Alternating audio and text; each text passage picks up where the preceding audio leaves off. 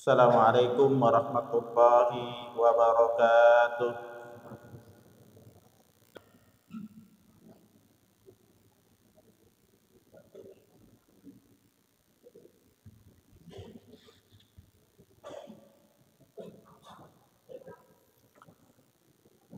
Alhamdulillah, nahmaduhu wa nasta'inuhu wa nastaghfiruh wa nastahdi wa na'udzu billahi min sururi anfusina wa sayyiati a'malina.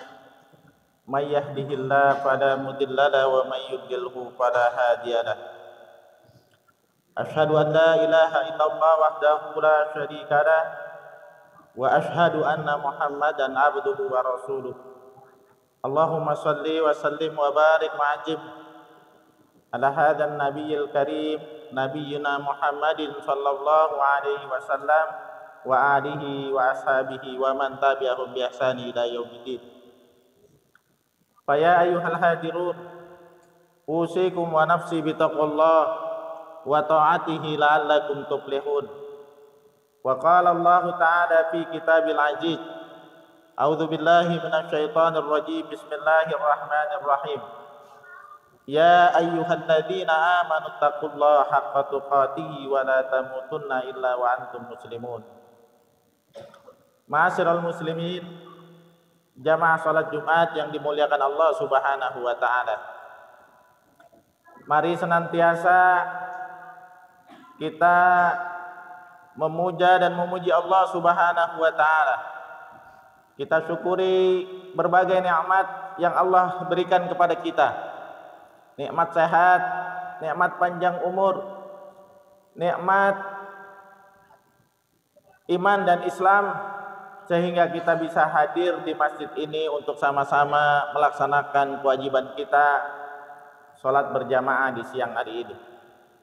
Salawat dan salam semoga selalu terlimpah dan tercurah kepada Nabi besar Muhammad sallallahu alaihi wasallam beserta keluarganya, para sahabatnya, para pengikutnya, dan insyaallah pada kita sekalian. Ma'asyiral muslimin, jamaah salat Jumat yang dimuliakan Allah Subhanahu wa taala. Melalui mimbar yang mulia ini, khatib mengingatkan kepada diri pribadi dan kepada jamaah sekalian. Mari sama-sama kita tingkatkan takwa kita kepada Allah Subhanahu wa taala dengan berusaha mengoptimalkan dan memaksimalkan ketaatan kepadanya dan berusaha secara maksimal untuk menjauhi segala larangan-larangannya. Ma'asyiral muslimin rahimakumullah. Ada satu hadis yang pada Jumat kali ini perlu kita perhatikan dan kita bahas. Hadis tentang naungan Allah Subhanahu wa taala kepada 7 golongan di akhirat. Tentunya naungan ini adalah naungan di bawah arsy Allah Subhanahu wa taala. Lengkap hadisnya adalah An Abi Hurairah radhiyallahu anhu anin Nabi sallallahu alaihi wasallam, sab'atun yujilluhumullahu fi zillih yauma la zilla illa zilluh. Dari Abu Hurairah radhiyallahu anhu, dari Nabi sallallahu alaihi wasallam, beliau Rasulullah sallallahu alaihi wasallam bersabda, ada 7 golongan yang mendapatkan naungan. Pada hari tidak ada naungan kecuali naungannya. Al-imamul adil, yang pertama imam yang adil. Sabun nasha'a bi ibadatillah, yang kedua seorang pemuda yang tumbuh dalam ibadah kepada Allah Subhanahu wa taala.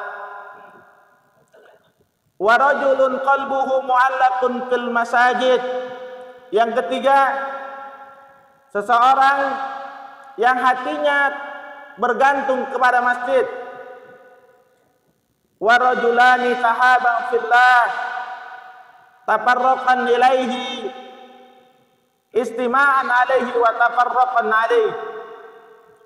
Dua orang yang saling mencintai karena Allah Subhanahu wa taala, berkumpul dan berpisah karena Allah Subhanahu wa taala. Wa rajulun da'atu imra'atan dha mansibin wa jamalin faqala inni akhafullah.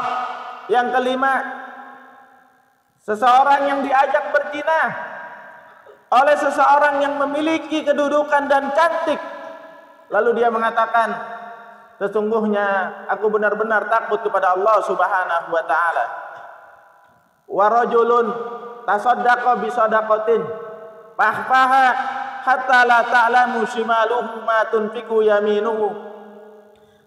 Yang keenam, seseorang yang berinfak bersedekah dengan satu sedekah, kemudian dia menyembunyikan sedekahnya sampai tangan kirinya tidak tahu apa yang disedekahkan, apa yang dikeluarkan oleh tangan kanannya. Wa rajulun zakarullahu khaliyan fa fadat ainahu. Yang ketujuh, seseorang yang berzikir kepada Allah Subhanahu wa taala dalam keadaan sepi, kemudian meneteslah air matanya. Hadis riwayat Imam Bukhari dan Imam Muslim. Jamaah salat Jumat yang dimuliakan Allah Subhanahu wa taala. Yang pertama adalah imam yang adil. Imam yang adil adalah seorang imam yang memenuhi rasa keadilan kepada umatnya. Dia benar-benar mengemban amanat yang diberikan kepadanya. Tidak melalaikan keadilannya karena harta, karena kedudukan, bahkan karena tujuan-tujuan yang ingin diraihnya bukan karena Allah Subhanahu wa taala. Imam yang adil lebih mementingkan umatnya, jamaahnya, rakyatnya daripada orang-orang lain yang di luar sana. Imam yang adil adalah imam yang bagaimana dia bisa mensejahterakan dan membahagiakan umatnya. Yang kedua, seorang pemuda yang tumbuh di dalam ibadah kepada Allah Subhanahu wa taala. Kenapa harus pemuda? Karena pemuda asalnya adalah orang yang tinggi nafsunya terhadap dunia, lebih cinta terhadap dunia dan sering lalai terhadap akhirat. Maka kalau kita temui orang-orang pemuda atau seorang pemuda yang rajin ke masjid, rajin ngikut taklim, tidak luput dari sholat-sholat sunnah, tawadu dan sopan terhadap kedua orang tuanya, itulah pemuda yang akan dijanjikan oleh Allah Subhanahu wa taala mendapatkan naungan Allah di akhirat. Tidak ada naungan kecuali naungannya. Tapi ini semua sulit kita dapatkan karena karakter pemuda lebih suka mengumbar dan melakukan sesuatu yang di luar norma-norma kepantasan dan norma agama. Bahkan ada di antara mereka yang menjadikan maksiat sebagai hobi, sebagai kebiasaan. Maka pantaslah ketika Rasulullah sallallahu alaihi wasallam mencantumkan seorang pemuda yang tumbuh dalam ibadah kepada Allah Subhanahu wa taala sebagai orang-orang atau pemuda yang mendapatkan naungan Allah Subhanahu wa taala pada hari tidak ada naungan kecuali naungannya di akhirat. Yang ketiga, seorang laki-laki atau seseorang yang hatinya terkait dengan masjid. Hadis ini tentunya terfokus kepada laki-laki karena perempuan tempatnya lebih baik di rumah, sholat jamaahnya di rumah dan lain sebagainya. Orang yang dimaksud dengan hadis ini adalah seseorang yang bisa jadi menunggu waktu sholat setelah sholat. Semisal setelah maghrib menunggu isya, dia habiskan waktu itu untuk mendengarkan dan mendapatkan kajian-kajian tentang Rasulullah, kajian tentang Quran, kajian tentang sirah-sirah Nabi dan lain sebagainya. Menunggu waktu sholat, selesai sholat. Atau bisa jadi seseorang karyawan atau kita semua yang super sibuk tapi tidak melalaikan untuk sholat berjamaah di masjid, tidak melalaikan untuk selalu berdekatan dengan masjid. Seorang supir ketika dia dengar azan hayya 'alas shalah hayya 'alal falah, buru-buru dia memarkirkan kendaraannya untuk sholat berjamaah di masjid. Seorang karyawan ketika mendengar azan buru-buru dia menuju ke masjid untuk melakukan sholat berjamaah. Sholat berjamaah menurut Imam Syafi'i hukumnya fardu kifayah. Tapi dalam kitabnya Imam Nawawi, kalau tidak ada ujur yang membolehkan mereka untuk meninggalkan sholat berjamaah, maka seseorang wajib hukumnya datang ketika sholat berjamaah dilakukan atau ketika azan memanggilnya. Ummi Kulsum, seorang yang buta, yang meminta rukhsah kepada Rasulullah sallallahu alaihi wasallam untuk tidak hadir dalam sholat berjamaah. Apa yang dikatakan oleh Rasulullah sallallahu alaihi wasallam? Wahai Ummi Kulsum, apakah kau mendengar azan? Iya, saya mendengar. Pergilah untuk melaksanakan sholat berjamaah di masjid. Orang yang hatinya tergantung atau terkait kepada masjid, maka adalah orang-orang yang mendapatkan perlindungan dari Allah Subhanahu wa taala, di mana tidak ada naungan kecuali naungannya. Kemudian yang keempat, rajulani tahaban fillah istima'an alaihi wa tafarraqan alaihi. Dua orang yang mencintai karena Allah Subhanahu wa taala, bertemunya karena Allah dan berpisahnya karena Allah Subhanahu wa taala. Maksudnya adalah orang yang mencari teman karena keikhlasan beribadah kepada Allah Subhanahu wa taala. Pertemanannya tidak didasari oleh harta dan dunia, tapi pertemanannya didasarkan kepada bagaimana istibaq, bagaimana berlomba-lomba dalam kebaikan, bagaimana berlomba-lomba dalam ketakwaan kepada Allah Subhanahu wa taala.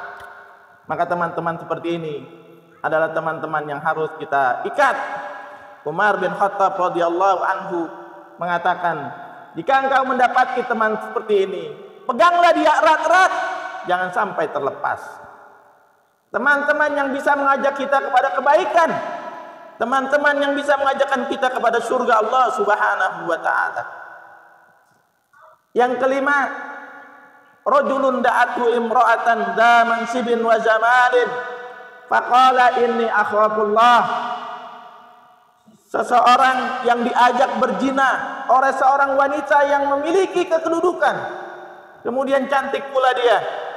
Lalu orang tadi mengatakan, sesungguhnya aku benar-benar takut kepada Allah Subhanahu wa taala. Kalau kita melihat konteks hadis ini, kita terbayang kepada Nabiullah Yusuf alaihissalam, seseorang nabi yang diajak untuk melakukan zina oleh seorang ratu Mesir, seorang yang memiliki kedudukan. Tidak ada seorang pun di dalam itu kecuali dia berdua. Dan saat itu Nabi Yusuf pun sudah mulai terangsang dengan rayuan dan godaan seseorang itu. Maka dengan kekuatan Allah, dengan berpegang kepada pertolongan Allah, dengan selalu bersandar kepada Allah Subhanahu wa taala, akhirnya Nabi Yusuf alaihissalam terhindar dari ajakan zina seorang permaisuri raja. Ma'asyiral muslimin rahimakumullah. Makanya hendaknya kita ingat dengan kata-kata la haula wala quwata illa billahil aliyil azim. Maksudnya apa? La haula an ma'siyatillah illa bi ismatillah wala quwata ala ta'atillah illa bi aunillah. Kita tidak mampu menghindari dari maksiat kecuali dengan perlindungan Allah Subhanahu wa taala, dan kita tidak mampu melaksanakan ketaatan kepada Allah Subhanahu wa taala kecuali atas pertolongan Allah Subhanahu wa taala. Hadirin jamaah salat Jumat yang dimuliakan Allah Subhanahu wa taala, orang yang pandai menghindari perbuatan zina dan pandai mengatur hawa nafsunya untuk tidak turut dalam perzinahan adalah orang-orang yang dilindungi Allah Subhanahu wa taala pada saat tidak ada perlindungan di akhirat kecuali perlindungan Allah Subhanahu wa taala. Yang keenam, rajulun tasaddaqa bi shadaqatin fahfaha hatta la ta'lamu shimaluhu ma yunfiqu yaminuhu. Seseorang yang bersedekah dengan satu sedekah, kemudian dia sembunyikan sampai tangan kirinya tidak tahu apa yang dikeluarkan oleh tangan kanannya. Apa maksudnya? Bahwa sedekah adalah mulianya ketika kita tahu sendiri, ketika orang lain tidak tahu. Artinya sedekahnya dengan sembunyi-sembunyi. Bukan berarti sedekah terang-terangan tidak boleh.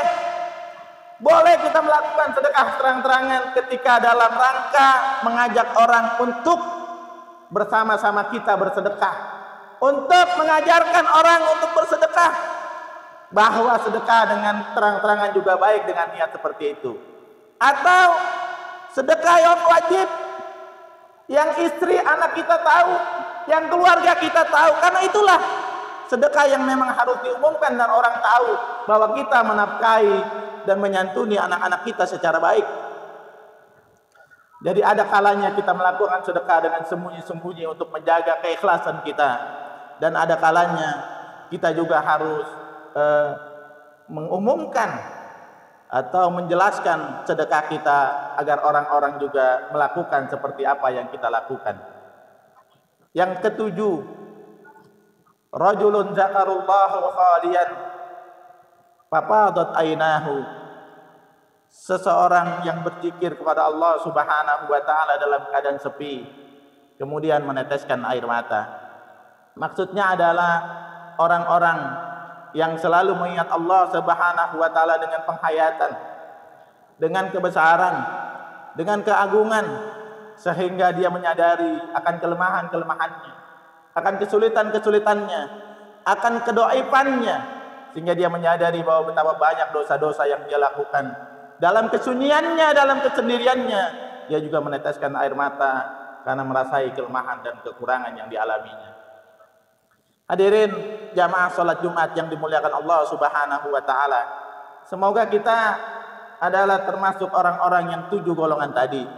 Kita mendapatkan naungan Allah Subhanahu wa taala di saat tidak ada naungan kecuali naungan Allah Subhanahu wa taala. Terakhir, melalui mimbar yang mulia ini, khatib berpesan, mari sama-sama kita bersalawat kepada Allah Subhanahu wa taala. Karena bersalawat di hari Jumat langsung terangkat kepada Nabi besar Muhammad sallallahu alaihi wasallam. Dan orang yang bersalawat sekali akan dibalas dengan salawat 10 kali oleh Allah Subhanahu wa taala. Man shalla alayya wahidan sallallahu alaihi asyran. Barang siapa yang bersalawat kepada Nabi sekali, maka aku akan bersalawat kepadanya 10 kali. Barakallahu li wa lakum fil Qur'anil Karim. Wa nafa'ani wa iyyakum bima fihi minal ayati wa dzikril hakim. Wa taqabbalallahu minna wa minkum tilawatahu innahu huwas samiul alim.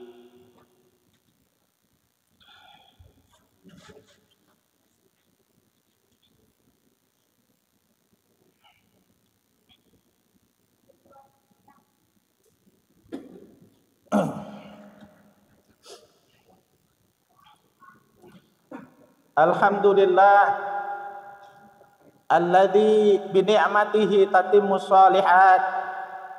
Asyhadu an la ilaha illallah wahdahu la syarika lah wa asyhadu anna Muhammadan abduhu wa rasuluh.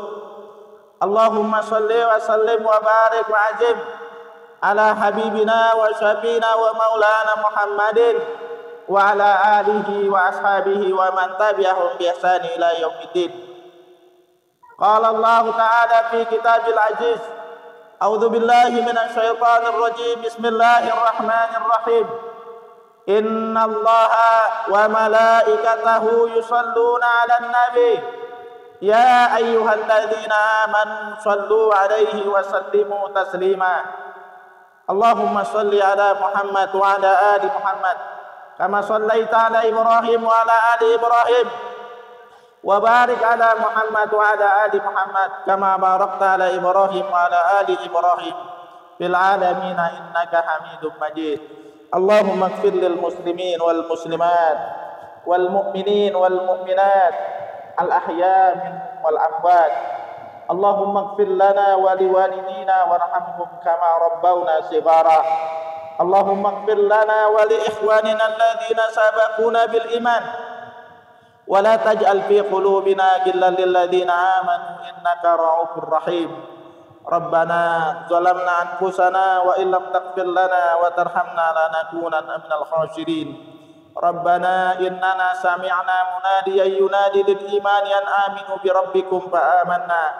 Rabbana faghfir lana dhunubana wa kaffir anna sayyi'atina wa tawaffana ma'al abrar. Rabbana hab lana min azwajina wa dzurriyyatina qurratan a'yun waj'alna lil muttaqina imama. Allahumma sallimna wa sallimal muslimin. Allahumma afina wa afiyal muslimin. Allahumma barakna wa barakal muslimin. Allahumma arinal haqqa haqqa warzuqna ittiba'ah wa arinal batila batila warzuqna ijtinabah. Rabbana atina fid dunya hasanah wa fil akhirati hasanah wa qina adzabannar. Walhamdulillahi rabbil alamin.